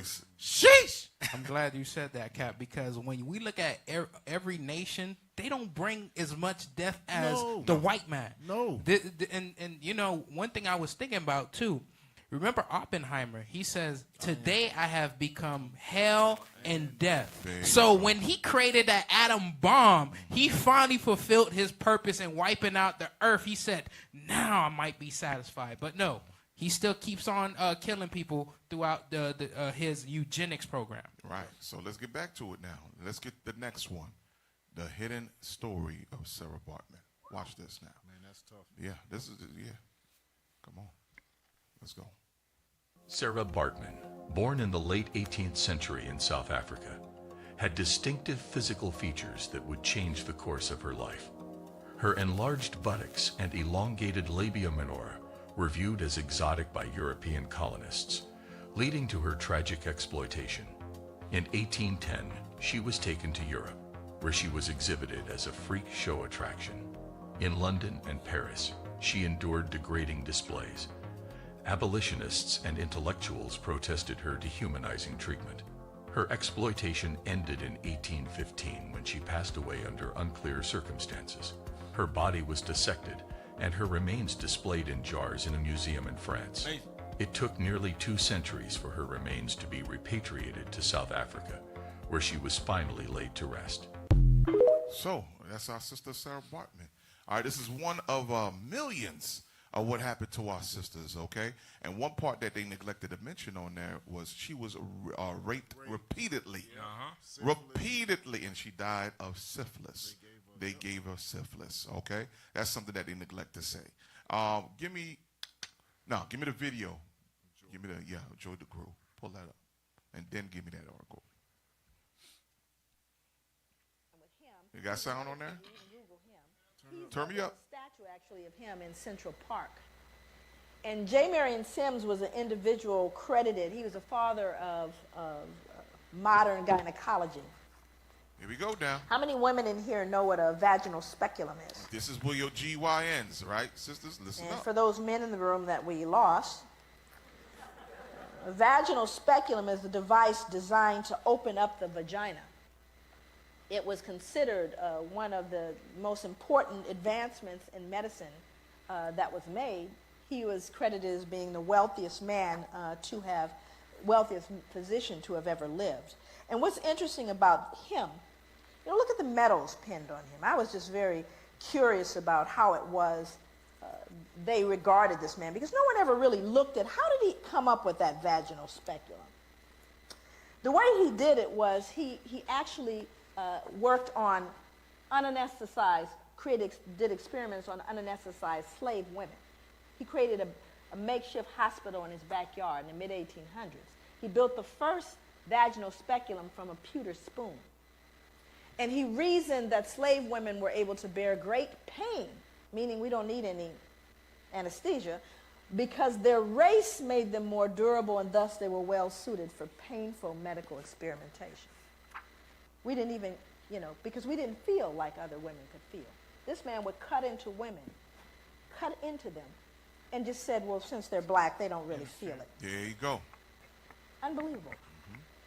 And more importantly is what he did to infants. Because not only did he experiment on women, he also experimented on infants. He said that black infants suffered from something he called trimus nascentium, which is now commonly referred to as neonatal tetanus. Neonatal tetanus originates in horse manure, which was a likely cause of the disease in slave infants. He attributed it to the indecency and intellectual flaws of slave infants, together with skull malformations at birth. Listen up. That is a shoemaker's awl. And that's an 1800s shoemaker's awl.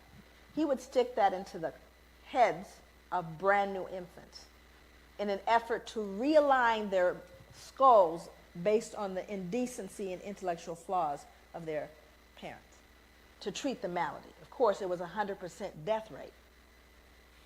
But that's what he would stick in the head of a baby at birth. And so these are things that are so horrific that you can't possibly wrap your head around it. And this man is, just Google him. And I think to myself, if I were up here in front of you right now, and this is going to become very important as I move into the other slides, if I stomped a puppy to death out here, up here, just a little puppy, and stomped it right here to death in front of you, most of you would need therapy. And I would be arrested probably faster than killing a black man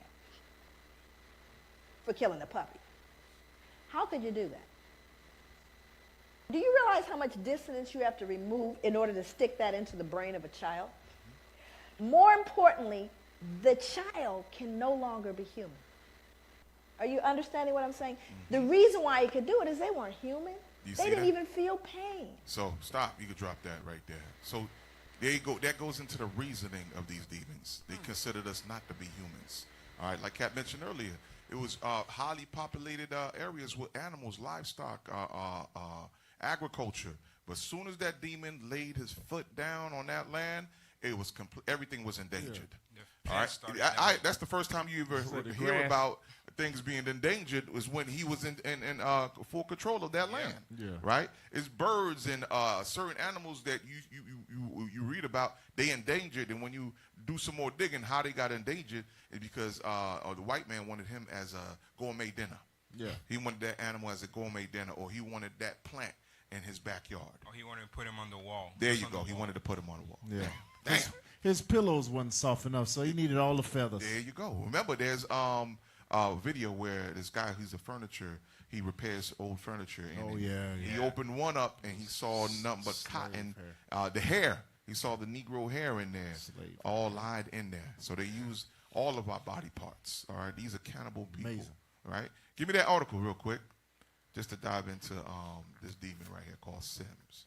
Go ahead, read that for me. A statue in his honor. The first statue in the United States in honor of a physician. So they all, so listen, America always want to remember these demons. They always want to remember these men that establish their knowledge and understanding through destroying the Israelites. Go ahead. was erected in 1894 in Bryant Park in New York City, but removed in 2018. There are ethical questions raised by how he developed his surgical techniques. No, they knew exactly how he did it. Ethical. He operated on enslaved black women and girls. Just in case you didn't know. Go ahead. Who, like prisoners, could not meaningfully consent because they could not refuse. In the 20th century, this was condemned as an improper use of human experimental subjects, and Sims was described as a prime example of progress. A prime example of what? Of progress. You see that? So them doing experiments on us, that was considered progress. Okay? So when we say America is built on the backs of slaves, there you go right there. Yeah. That's a perfect example. Their medical system, economics is all built on our blood. Go ahead. In the medical profession, made at the expense of a vulnerable population, Sims' practices were defended as consistent with the U.S. in the era in which he lived by the physician and anthropologist L. Lewis Wall. Anthropologist. Remember, that was one of the branches from the eugenics tree. You forgot. Go ahead. And other medical historians. According to Sims, the enslaved black women were willing and had no better option. You see that? No, you were willing and had no better option. That sounds like the slavery. When you run away from slavery, they said it was the drapetomania. Yeah, drapetomania. That was the best option, just to let us beat your back. Yeah. What's wrong with you? What's Why wrong are you with running you? from all that? Man. We're just gonna cut you open. Why are you running away from it makes me sick, man. These Negroes that defend America. They say, "Well, this is that they all in college campuses and they got them out front, man." And they look past this stuff just to, I don't know what's wrong with them, man. Who raised them? There you go. Go to Psalms 10 real quick and cue up the next video. Psalms 10. Read verse 2 for me. Psalm chapter 10 and verse 2. Listen up. The wicked in his pride doth persecute the poor. He persecute the poor. Remember, during his whole time period of doing these experiments, he was what? Given more honor, more glory. He said he was one of the richest physicians there, right? Come on. Let them be taken in the devices that they have imagined. Right. Come on. For the wicked boasteth of his heart's desire. They get more honor, more honor. You see, he's got medals. You had the other scientist who was killing 8 people in Puerto Rico. He left and was promoted to a general surgeon or something like that. Yeah. Come on. And blesseth the covetous, whom the Lord abhorreth. The wicked, through the pride of his countenance, will not seek after God. No, God is far from his mind. Go ahead. God is not in all his thoughts. His ways are always grievous. Thy judgments are far above out of his sight. As for all his enemies, he puffeth at them. He hath said in his heart, I shall not be moved. That's his thought process. He's thinking that the Lord don't see anything, because nothing's happening to him yet, right? But it's judgment on his way. Come on. For I shall never be in adversity. His mouth is full of cursing and deceit and fraud. Under his tongue is mischief and vanity. He sitteth in the lurking places of the villages. In the secret places doth he murder the innocent. He does what? Murder the innocent. He murders the innocent. Come on. His eyes are privily set against the poor. That's his main target. The poor. The poor of who? Get that in Isaiah 14:32. The poor. Who's the poor? The book of Isaiah, chapter 14 and verse 32. What shall one then answer the messengers of the nation? That the Lord hath founded Zion and the poor of his people. We are the poor. Okay? We are the poor that they constantly have these think tanks to set up new vaccines, new type of way to oppress the woman while she's in the giving birth, to get the husband out of the room so they could cut her open. Okay? They're setting up new ways to destroy us. All right? Play the next video. Play the next video. Good morning. I beg you, please share this video. I really don't care about the numbers. But for black people, for black women, I need you to hear this if you don't hear nothing else in your damn life. Sister, if you are giving birth to a child, if you plan on giving birth to a child, I need you to listen to me. Sisters, I need you to listen to me like you ain't listened to a black man before. don't you take your ass to a hospital that you done asked 1,000 questions before you stepped your ass in there? Do you hear me, sister? I worked in the ICU the other night. I'm normally a trauma medic in the emergency room, but I picked up a shift in the ICU. And we immediately got a sister in there who had an emergency C-section, and she had internal bleeding, hemorrhaging. Now, the baby was taken out, and the sister was brought up to the ICU. And critical care, critical condition.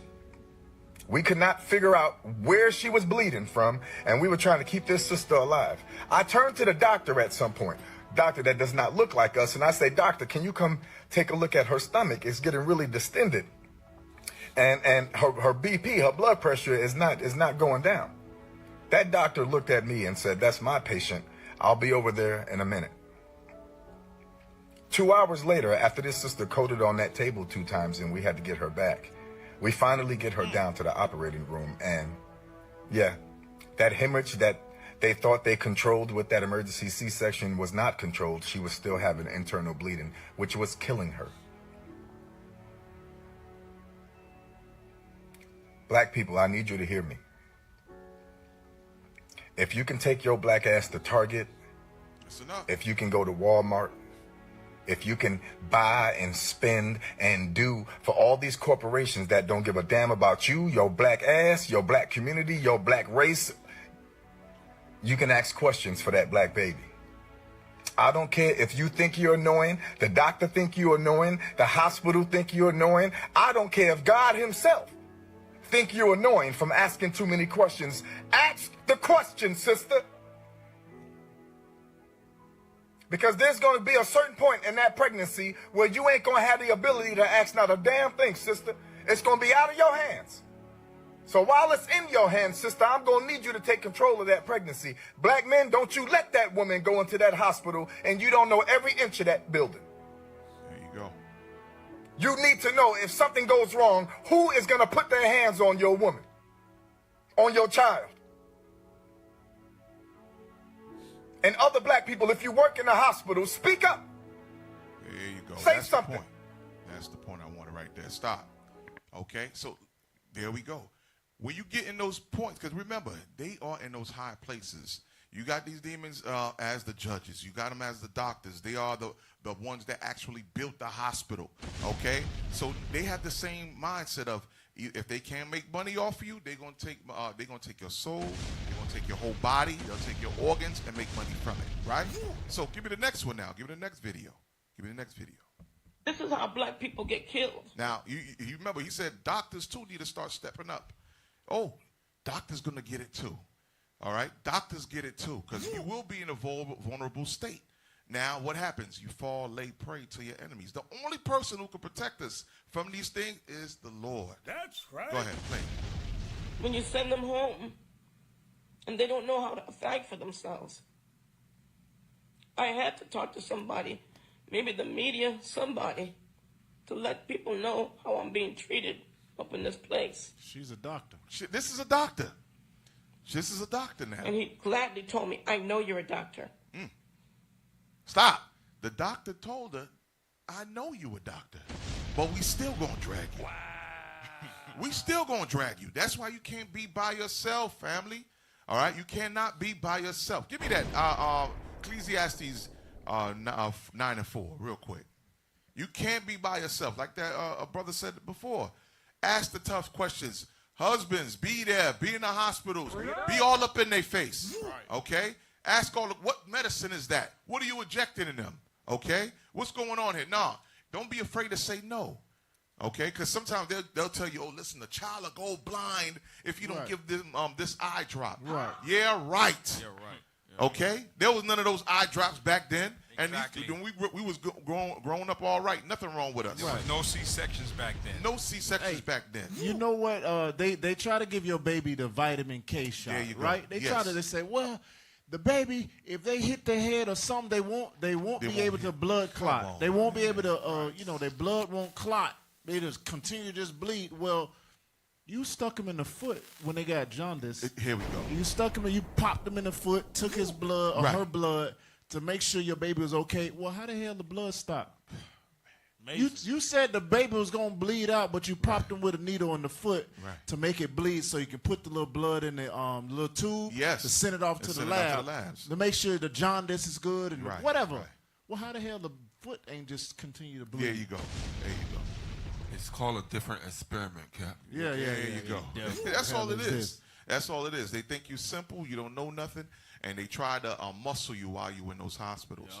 All right? You got to make sure you have people that you trust around you to speak up for you, because you probably be in a position where you cannot speak for yourself. Okay? That goes also into having a will and testament as well. All right? I know that's something that's constantly refrain from speaking in our community. We got to make sure we have these things in place. All right? Because when you're in that vulnerable position and you can't speak for yourself, you got to have someone you trust, have your paperwork in order.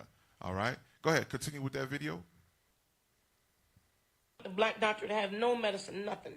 And then have the nerve to say it's because of him, the nurse, that I got the medicine. Really? Because of you? No. How about because I had that stat CT in my neck where it showed all of that lymphadenopathy and infiltrates? Okay. Hey, the next one now. This sister ended up passing as well. Damn. Okay, that brother, he ended up getting fired from that job. Do you know why it's important to have Go ahead. Do you know why it's important to have a black doctor if you're black? Mm-hmm. There was a patient I saw today. I got a consult. It's like, hey, you think this is frostbite? I think nurse. I was like, oh man, thinking that it's gonna be dry gangrene, and if you don't know what that is, that means like your toes are basically gonna fall Listen to off, what she's saying now. You need to put betadine and everything to make sure it stays dry until you can amputate it. I said, do they have, what's going on? Like, they're like, oh, it looks necrotic. It looks like blackened. It looks. I went to the patient, and the patient had hyperpigmentation. Wow. They told me it was necrotic. That patient had cap refill. Their toes were alive. They're just black. That's it. Yeah. Amazing. So they gave that person a bad diagnosis and said, listen, I think something wrong with the foot. It turned real black because, certain ailments, if they see it turn necrotic, meaning there's no more life in the limbs, they'll begin to amputate. So they said, listen, start prepping her for amputation. So this black doctor goes in the room and notice the only issue is that person is black. Right. The hyperpigmentation, meaning the color was darkened. Different. Right. That's all it was. And because she saw the movement and everything.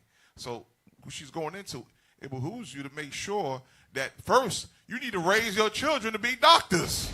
We need more doctors in our community, y'all. That's right.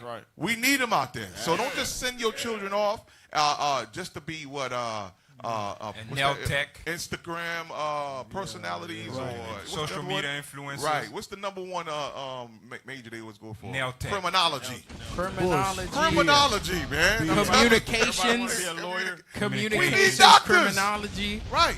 Because that's somebody's grandma. That's somebody's mom. Okay. And then we need these young kids to get into these schools and be doctors, be the surgeons, because we are being systematically destroyed, eliminated. Right. Okay? Yeah, you got to tell the kids what they're going to do. Right, there you go. You as Bring it parents out. got to, because today is such an easy life. Right.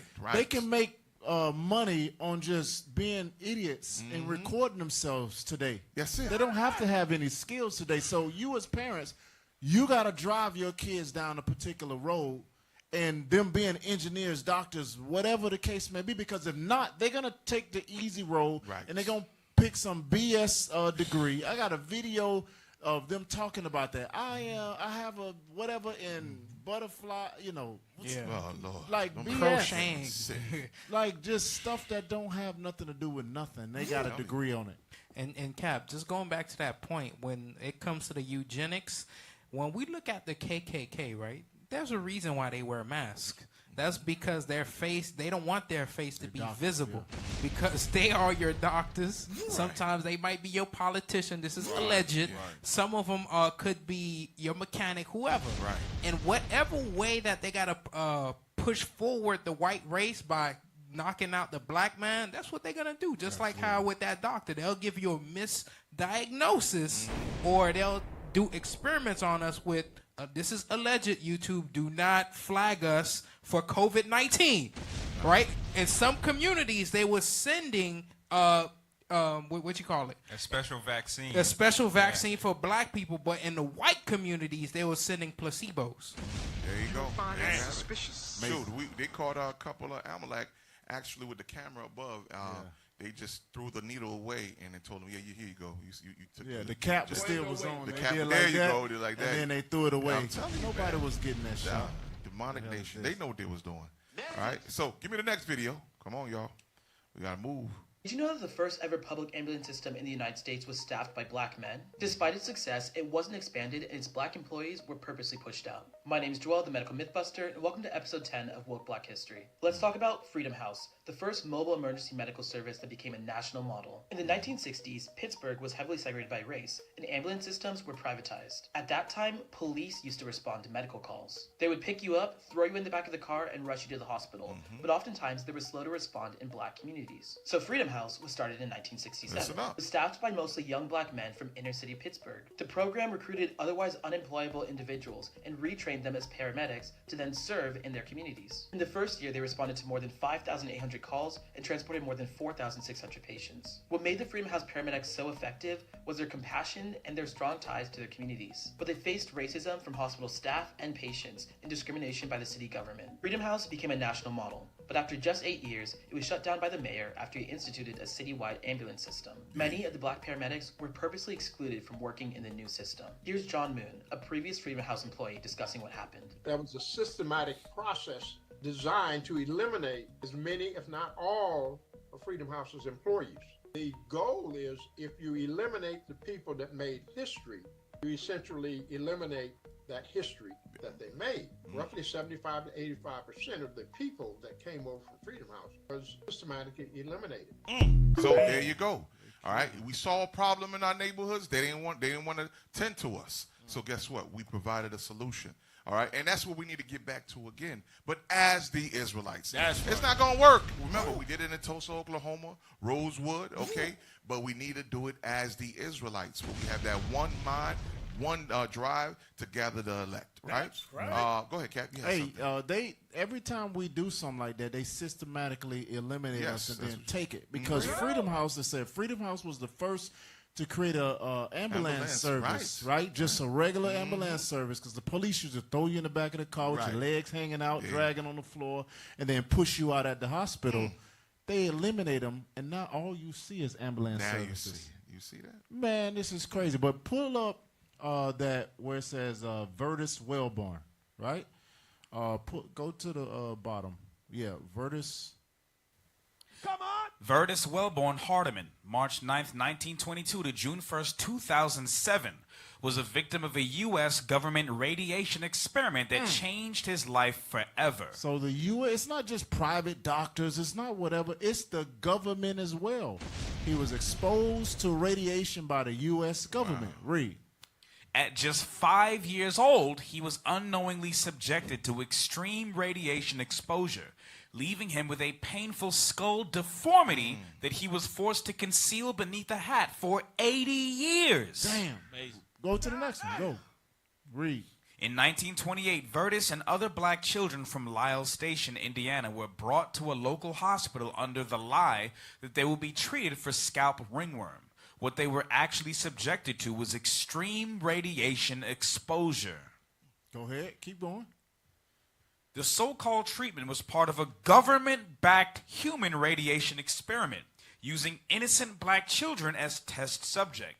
Vertus' scalp was severely burned, leaving him with permanent skull damage. Come on, keep going, man. Y'all don't see. Keep going. Yeah. The radiation destroyed parts of his skull, leaving a hole that never fully healed. To hide the deformity, Vertus wore a hat or cap for over 80 years, rarely revealing the physical evidence of what was done to him. Despite the trauma, Vertus lived a quiet, dignified life, working hard and maintaining his faith. His story only came to light shortly before his death, when he finally shared what happened. Vertus Hardeman's life is a reminder of how black people were exploited and experimented on throughout American history, from medical experiments during slavery to the infamous Tuskegee study. Tuskegee, right? Read. He passed away in 2007, but his story, told in the documentary Hole in the Head, A Life Revealed, stands as a testament to resilience in the face of injustice. I just want to just go straight through all of that, because you see how diabolical Esau is. He's like the scriptures talking that death adder. He don't hear nothing. He don't see nothing. He just do what he want to do, and that's it. They exposed a 5-year-old to extreme radiation to where now his skull got a hole in it. Damn near seeing his brain. His skull melted in. He had to cover it with a wig and a hat for 80 years. A lot of time our people, they think when they go speak, because you know you reading this and I'm thinking in my head, these are the people that Christians want to forgive. You know, you come and you beg them, you say, hey, Mr. White Man, can you do this for me? And he's thinking, he's like, man, I wonder how I look like if I slice his throat. I wonder how his face will look like if I put diseases all over the house. That's why he's thinking in his head while you're talking to him. Can you please forgive us? Can you please? I'm a man. That's what he's thinking. Right. You know how that's true? And I saw you over there when you saw that. You started squeezing your own head. I saw you, but you know they say it takes like 3 minutes for a human to bleed out once they're how do they know that? Yeah, they did it. They had to slice a throat and watch it. Start counting. And they see the person sitting there struggling to live, and then when they finally stop moving, they did it. Hey, give me a ball. Oh, no pulse. Oh, that's 3 minutes, 42 seconds. They had to do it. Yep. All right. Remember that movie called Flatliners? Remember that? Flatliners was that. It was timing how long you would stay under. Or it's called Flatliners? Flatliners. They made they redid it too. Amazing. So, yeah, they did it. All right, give me the next video. We almost done, y'all. We almost done. We pressed for time. I got the show manager over here hovering over us. What you want, Fauci? What you got? Yeah, give me that Fauci real quick. Let's tap into this quick demon right here. Despite Biden's pardon, in a surprising development, 19 state attorneys general, led by South Carolina. So stop real quick. Everybody know, before Biden made his big exit, he went on a rampage and started forgiving everybody, right? Giving pardons left and right. He gave his demonic child a pardon, right? I think Hunter Biden. He gave him a pardon when the gun was found on him, drugs was found on him. I mean, the evidence was overwhelming, right? And he gave him a pardon. He gave this demon right here, Fauci. Okay, he comes from a long line of medical apartheid, experimental sciences as well. That's another one. Okay, he's just the current one now. Go ahead, play it. Are launching investigations into Dr. Anthony Fauci's actions during the COVID-19 pandemic, despite a preemptive pardon issued by President Biden. So hold on, it was called a preemptive pardon. Meaning it didn't even go to trial yet.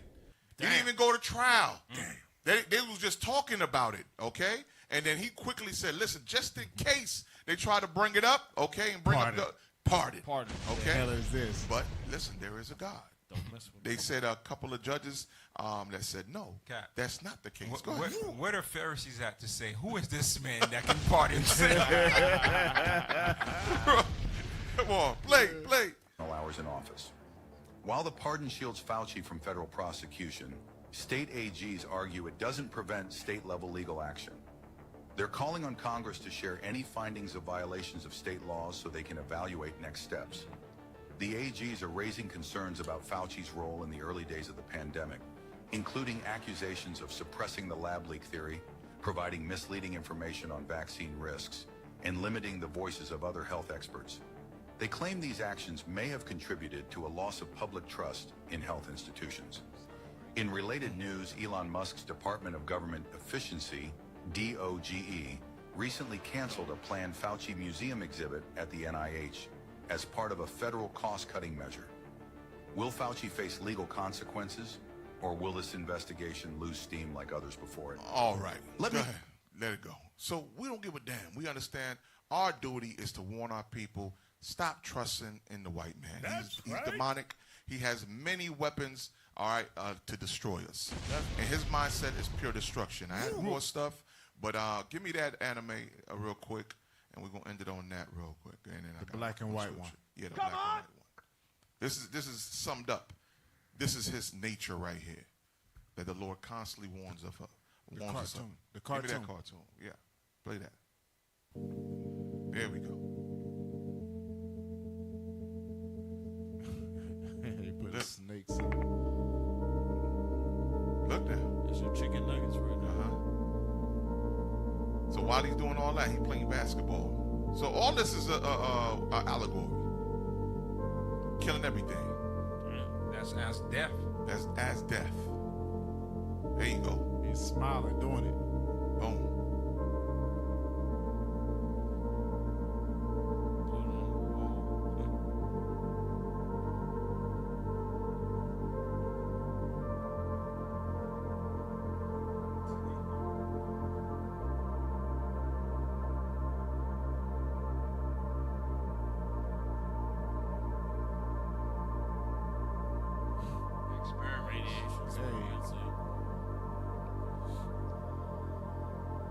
Destroy the world. That's his job. That's his whole mission, to destroy the earth. Give me that in Psalms 50. Cap, you had something? Cap. No, I was going to say that's how you know that the world to come has nothing to do with Esau, because he's doing everything he can to destroy this one. There you go. That's why the Lord got to burn it down. Burn it down. Pull up everything that he planted. The one, you said the one seed plant.